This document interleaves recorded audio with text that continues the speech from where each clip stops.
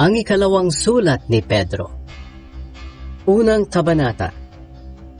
Pagbati mula kay Pedro. Mula kay Simon Pedro na lingkod at apostol ni Hesukristo. Mahal kong mga kapatid na kabahagi sa napakahalagang pananampalataya na tinanggap din namin. Ang pananampalatayang ito'y ibinigay sa atin ni Hesukristo na ating Diyos at tagapagligtas dahil matuwid siya. Sumainyo nawa ang higit pang biyaya at kapayapaan dahil sa pagkakakilala ninyo sa ating Diyos at Panginoong Hesukristo. Pinili tayo ng Diyos na maging mga anak niya. Ang kapangyarihan ng Diyos ang nagbigay sa atin ng lahat ng kailangan natin para mamuhay ng may kabanalan. Ito'y sa pamamagitan ng pagkakakilala natin sa Kanya na tumawag sa atin. Tinawag niya tayo sa pamamagitan ng kapangyarihan niya at kabutihan. At sa pamamagitan din ito, ipinagkaloob niya sa atin ang mahahalaga at dakila niya mga pangako. Ginawa niya ito para makabahagi tayo sa kabanalan ng Diyos at matakasan ang mapanirang pagnanasa na umiiral sa mundong ito. Dahil dito, pagsikapan ninyong maidagdag sa pananampalatayan niyo ang kabutihang asal. Sa kabutihang asal ang kaalaman. Sa kaalaman ang pagpipigil sa sarili. Sa pagpipigil sa sarili ang pagtitiis. Sa pagtitiis ang kabanalan.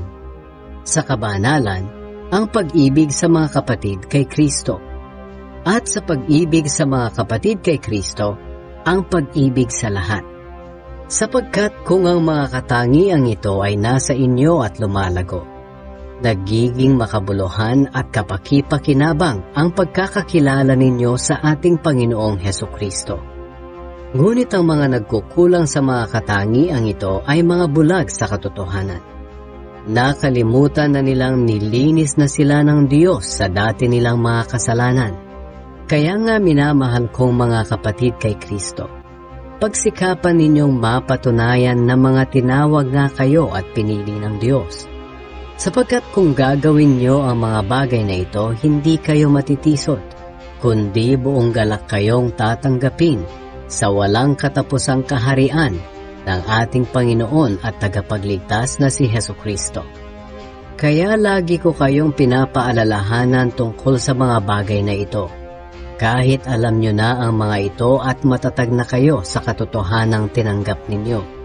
At sa palagay ko, nararapat lang na paalalahanan ko kayo sa mga bagay na ito habang nabubuhay pa ako.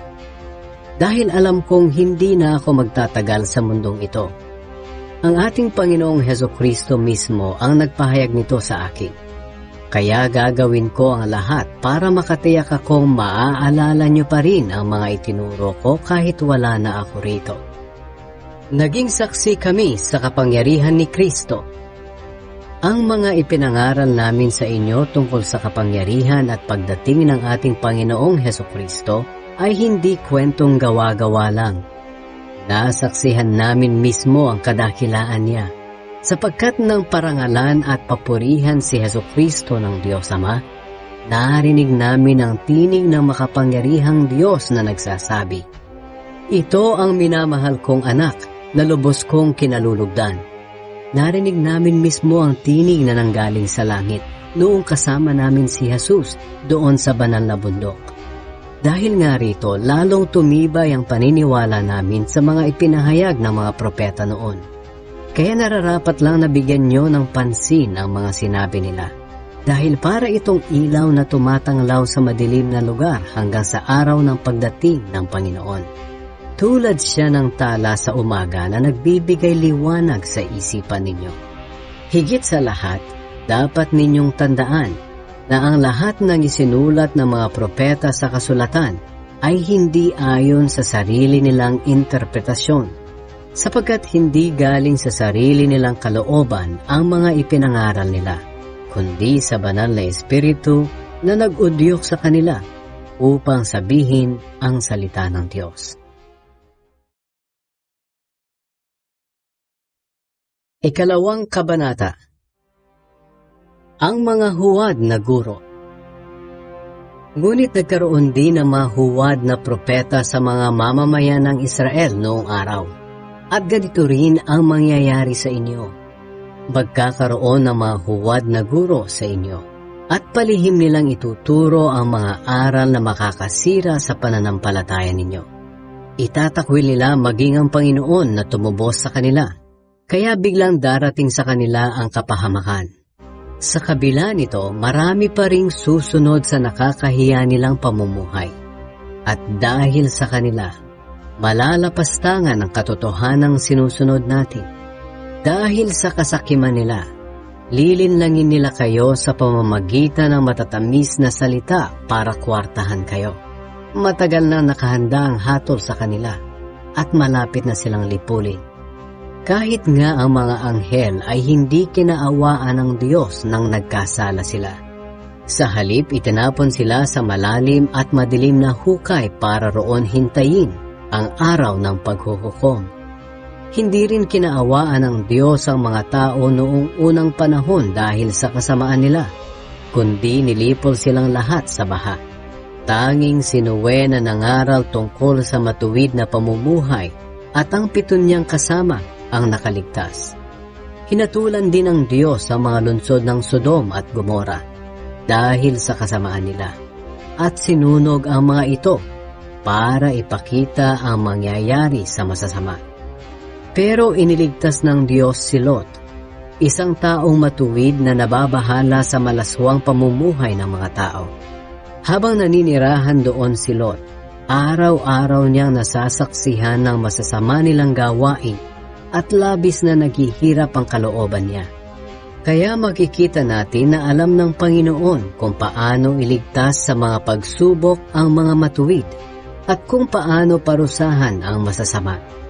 Parurusahan niya lalo na ang mga sumusunod sa masasamang nasa ng kanilang laman at ayaw magpasakop sa kanya hanggang sa pagdating ng araw ng paghuhukom. Ang binabanggit kong mga huwad na guro ay mayayabang at mapangahas. Hindi sila natatakot lapastanganin ang mga makapangyarihang nilalang. Kahit ang mga anghel na higit pang malakas at makapangyarihan sa mga gurong ito, ay hindi nilalapastangan ang mga makapangyarihang nilalang sa harap ng Panginoon. Pero nilalapastangan ng mga gurong ito ang mga bagay na wala naman silang alam, para silang mga hayop na walang isip at ipinanganak para hulihin at patayin. Talagang lilipulin ng mga taong ito. Ito ang kabayaran sa ginagawa nilang kasamaan. Mahilig silang gumawa ng lantarang kalaswaan. Malaking kahihiyan at kapintasan ang dala nila sa inyo. Natutuwa silang lokohin kayo habang kumakain silang kasama ninyo sa mga pagsasalo-salo ninyo. Kung tumingin sila sa babae, puno ito ng pagnanasa.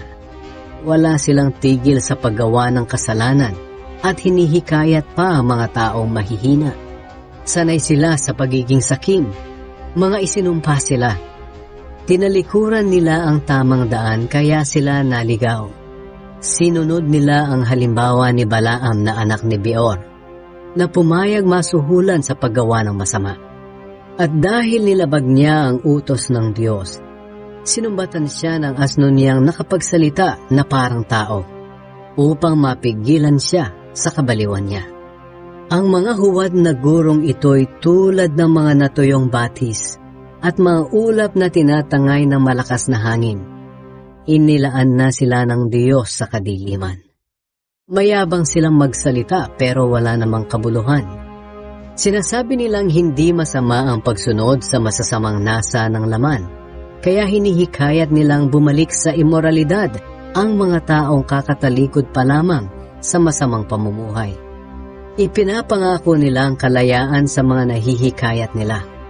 Pero sila mismo ay mga alipin ng kasalanang magpapahamak sa kanila, sapagkat alipin ang tao ng anumang kumokontrol sa kanya.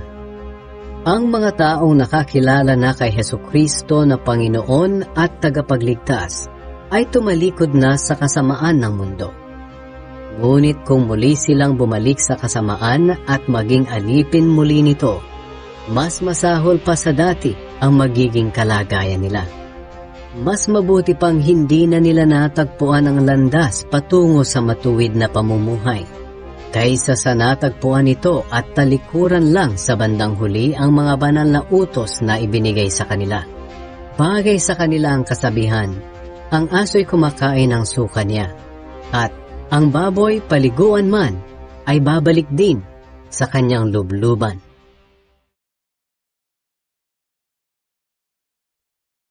Ikatlong kabanata. Ang pagbabalik ng Panginoon. Mga minamahal, pangalawang sulat ko na ito sa inyo. Sa mga sulat ko, sinikap kong gisingin ang kaisipan nyo sa kabutihan, sa pamamagitan ng pagpapaalala sa inyo ng ilang bagay. Nais kong ipaalala sa inyo ang mga salita ng mga propeta ng Diyos noong una, at ang utos na ibinigay sa inyo ng ating Panginoon na tagapagligtas sa pamamagitan ng mga apostol na isinugo sa inyo.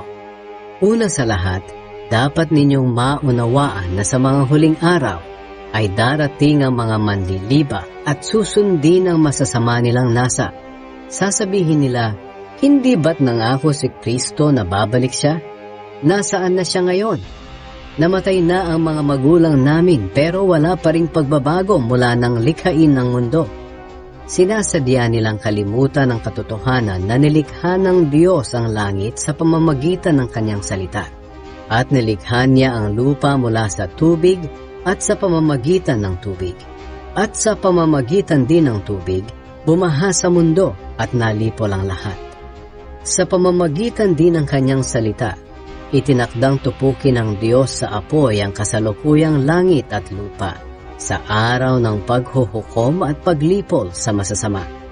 Ngunit huwag sana ninyong kakalimutan, mga minamahal, na sa Panginoon walang pinagkaiba ang isang araw sa 1,000 taon. Para sa Kaniya ang mga ito ay pareho lang. Hindi nagpapabaya ang Panginoon sa pagtupad sa pangako niya, gaya ng inaakala ng ilan. Ang totoo, binibigyan lang niya ng pagkakataong magsisi ang lahat sa mga kasalanan nila, dahil ayaw niyang mapahamak ang sinuman. Ang araw ng Panginoon ay darating na tulad ng isang magnanakaw. Sa araw na yon, biglang mawawala ang kalangitan na may nakakapangilabot na ugong. Masusunog ang lupa at mawawala ang lahat ng nasa lupa. Kung ganito ang magiging kahihinatnan ng lahat, dapat kayong mamuhay ng banal at makadiyos habang hinihintay nyo ang araw ng pagdating ng Diyos at ginagawa ang makakayanan nyo para mapadali ang pagdating niya. Sa araw na ito, masusunog ang langit sa apoy at matutunaw ang lahat ng nasa lupa sa tindi ng init. Ngunit ayon sa pangako niya, may maaasahan din tayong bagong langit at lupa na paghaharian ng katarungan. Kaya nga, mga minamahal, habang inaasahan niyo ang bagay na ito, pagsikapan ninyong mamuhay ng mapayapa, malinis at walang kapintasan sa paningin niya. Alalahanin niyo na kaya hindi pa dumarating ang Panginoon ay para bigyan ng pagkakataong maligtas ang mga tao. Gaya nga ng mga isinulat sa inyo ng mahal nating kapatid na si Pablo sa pamamagitan ng karunungang ibinigay sa kanya ng Panginoon. At ito rin ang sinasabi niya sa lahat ng sulat niya. May ilang bahagi sa mga sulat niya na mahirap intindihin, na binibigyan ng maling kahulugan ng mga hangal at mahihina ang pananampalataya, gaya ng ginagawa nila sa ibang mga kasulatan. Kaya sila mismo ang nagpapahamak sa sarili nila. Mga minamahal, alam na ninyo ito kahit noon pa. Kaya mag-ingat kayo nang hindi kayo maloko sa pamamagitan ng mga maling aral ng mga taong suwail at mawalay sa mabuti ninyong kalagayan sa Diyos. Sa halip, lumago kayo sa biyaya ng Diyos at sa pagkakakilala sa ating Panginoon at tagapagligtas na si Hesukristo. Purihin siya ngayon at magpakailanman. Amen.